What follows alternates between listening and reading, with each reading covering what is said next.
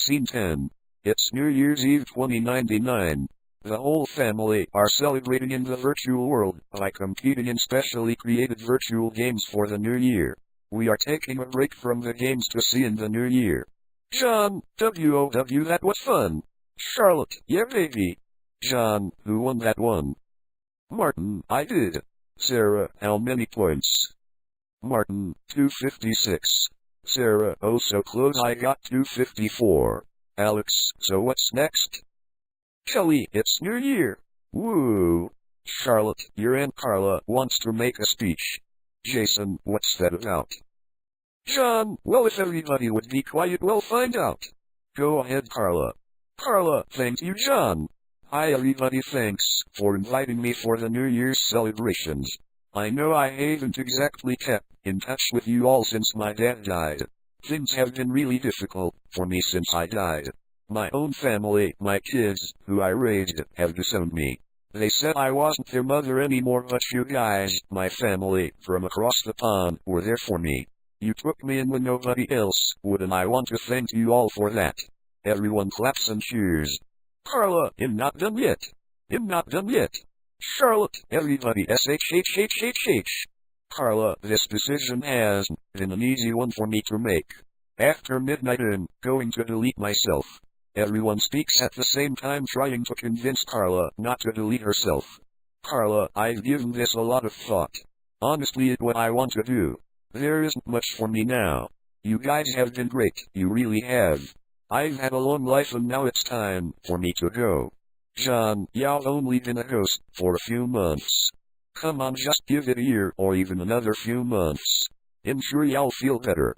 Charlotte, you can't die, you're the only sister I've got left. Carla, I know and I'm sorry, but if I don't go now it'll just be miserable and I can't bear it anymore. John, are you sure this is what you want? Jason, 1 minute to midnight everybody. Charlotte, when are you going to do it? We need to at least say goodbye properly. Carla, well this is my goodbye. I want to get killed during the midnight game. I want to go out in a blaze of glory riding a white horse into battle. Charlotte, but that's too soon. You can't do it that quick. Carla, I'm sorry but I have to. It's what I want.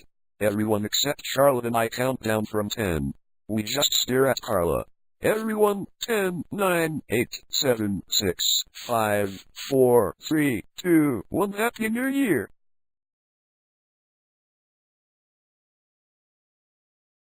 Scene 11. 11 years later, Charlotte and I are watching the news. Newsreader, we have some breaking news. In the USA, the states against ghosts have taken over the moon base. The ghost synthesis states now control only 20% of the country, and losing the base on the moon represents a very significant loss. Since the war began, more living humans have died than ghosts, which brings up the question, is this issue really worth going to war over? Perhaps the Americans should have looked the former European Union as an example of what to do on this issue. When the differences in opinion got too much, they simply split and still maintain a mutual peace. The main issue with most people seems to be that they simply do not see ghosts as living human beings. The new civil and personal rights for ghosts, the age limit increased to 200, and abolition of the non-sync rule has only served to fuel prejudice against ghosts. I switch off the broadcast. John, I can't bear to watch this anymore. Charlotte, this is one of the biggest tragedies ever, and they're talking like they're announcing the cricket results. John, why can't they leave us alone? We don't take up that much space, we're not taking anybody's jobs.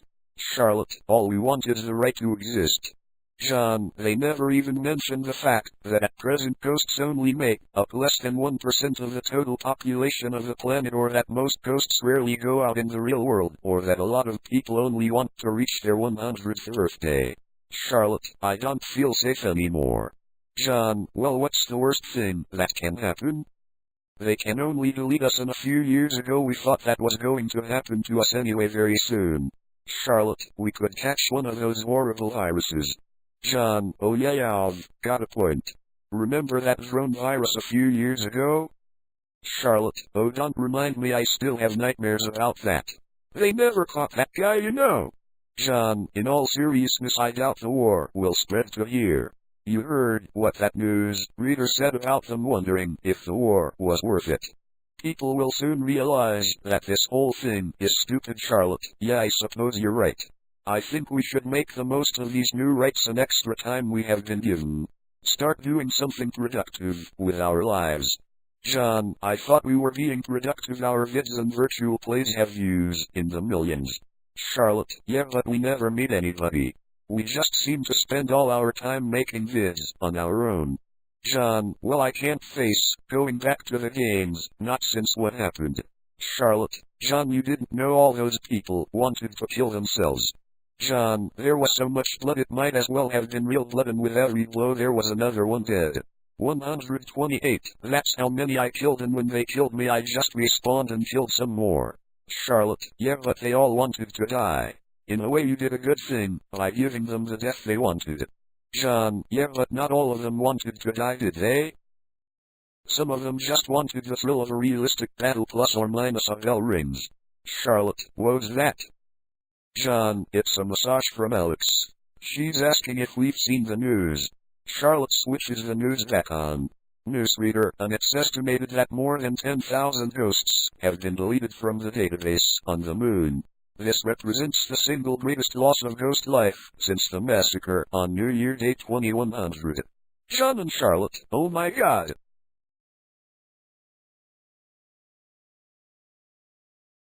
Scene 12. Almost 70 years later, Charlotte, Alex and I are watching the news. The President of the United World Governments is giving a speech. President, and it is my sad duty to inform the world that by majority vote it has been decided that all governments of the world must submit all ghosts currently active in their countries, states or provinces for deletion as of the start of the next year. Any one country, state, or province who refuses to do so will be officially at war with the UWG. I would also like to take this opportunity to voice my opinion against this decision to massacre 10% of the world's population and announce my resignation, effective immediately. Alex, this isn't good. We're screwed. John, I won't worry about it. We haven't had a single war for 60 years, so I doubt we're going to go into all-out war as quickly as that. As soon as people start fighting back, they'll back down. Alex, I don't know about that. John, you weren't at the last protest I was at. I was sure they were going to wipe me. John, maybe you should have stuck to being a politician. Be part of the system and take them down from the inside. Alex, yeah, and then it'd be no better than that blubbering wreck. The whole system is just completely corrupt. John, it always has been. Hey Charlotte, you remember the recession when we were kids? All those greedy bankers. Charlotte, yeah, and the expenses scandal, that was a joke. What was the name of that MP who bought porn for her husband using public money? John, Jackie Stewart, I think. Charlotte, no, that isn't right. Alex, I wish you would take this seriously. This directly affects us. Charlotte, why should we? Whatever happens, we only have 5 years to live anyway, because our 200-year limit is up. John, and apart from that, I hardly think they're going to be in a big hurry to execute 2 harmless old museum curators like us. Alex, have you given any more thought to the possibility of beating the limit? I know a guy who runs an underground archive. When your limit is almost up, we can upload you onto an unregistered drive and hide you there. Charlotte, then what would we do, sit on a shelf and be forgotten about? John, we've lived such a long time already. It's time to face facts. When our time is up, that's it. Alex, well, I'm not giving up so easily. John, I guarantee in another year we'll be sitting watching TV laughing as those politicians are on their knees.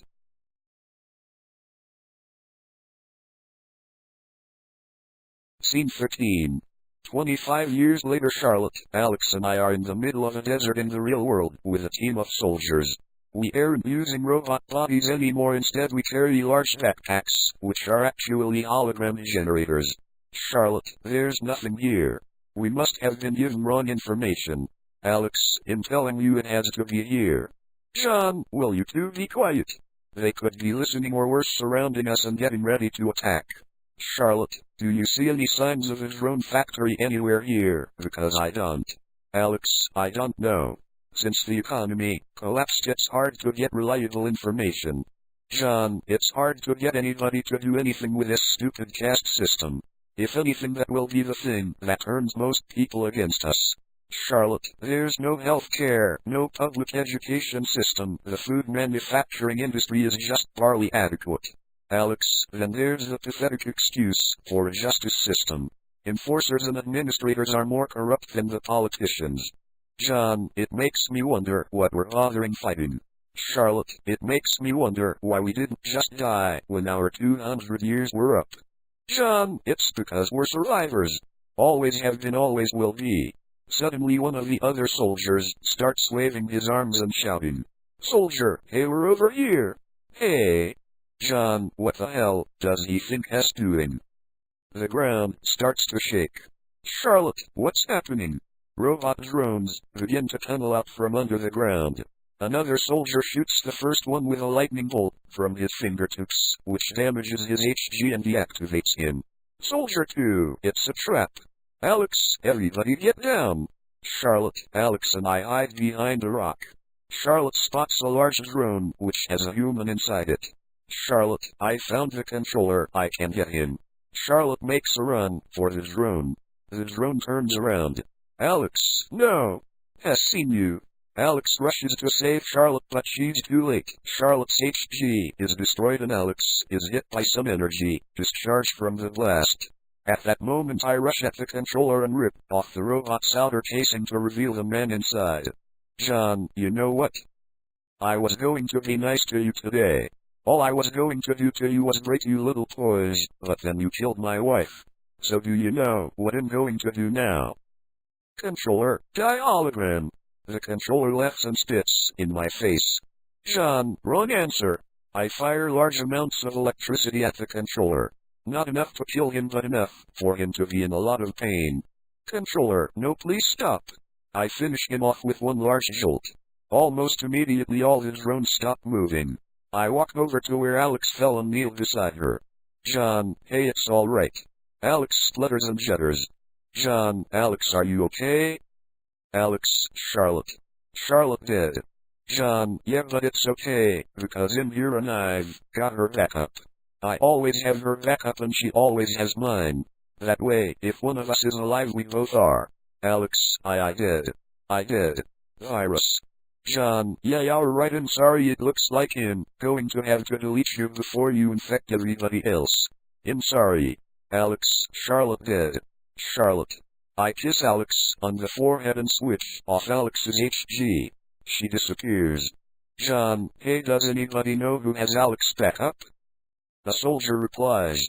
Soldier 3, I think Charlotte had it. John, no, she couldn't have because she had mine and it's one backup per person. Soldier 3, yes, but there was an odd number of us, so Charlotte had to take Alex's. John, oh my god, what have I just done? Soldier 3, she was very brave, sir. She died fighting.